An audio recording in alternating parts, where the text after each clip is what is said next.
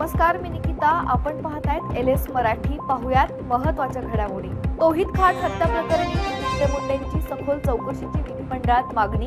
बीड जिल्ह्यातील वाढत्या नशेखोरीबाबत कठोर कारवाई करावी, मुंडेंची मागणी. काँग्रेसचे यवतमाळ आमदार बाळासाहेब मांगुळकर यांचं पीक विमासाठी विधान भवनाच्या पायऱ्यांवर आंदोलन. काँग्रेस विधिमंडळ नेते विजय वडेट्टीवार देखील आंदोलनात सहभागी.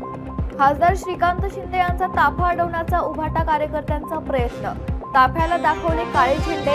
खासदार नागेश पाटील अष्टेकर यांच्या विरोधात जोरदार घोषणाबाजी. शिवक्रांती युवा संघटनेचे महावितरणच्या स्मार्ट मीटरच्या विरोधात अर्धनग्न आंदोलन. जबरदस्तीने स्मार्ट मीटर बसवण्याचा प्रयत्न केला तर तिथून अर्धनग्न करून पाठवू, आंदोलकांचा इशारा. नेरूळ LP जवळ विद्युत वाहिनी अचानक कट झाल्यामुळे 2 विद्यार्थिनींना विजेचा धक्का. मुलींवर रुग्णालयात उपचार सुरू. प्रशासकीय अधिकारी कर्मचारी घटनास्थळी दाखल. रायगडमध्ये मुसळधार पावसाचा कहर. नद्यांच्या पाणी पातळीत झपाट्याने वाढ.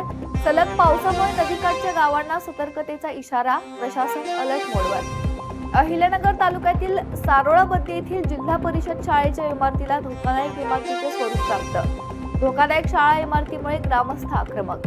सिंधुदुर्गातील दोडामार्ग शहरात भरदिवसा चाकू हल्ल्याचा प्रयत्न. गोव्यातून आलेल्या एका तरुणाकडून स्थानिक तरुणावर हल्ला.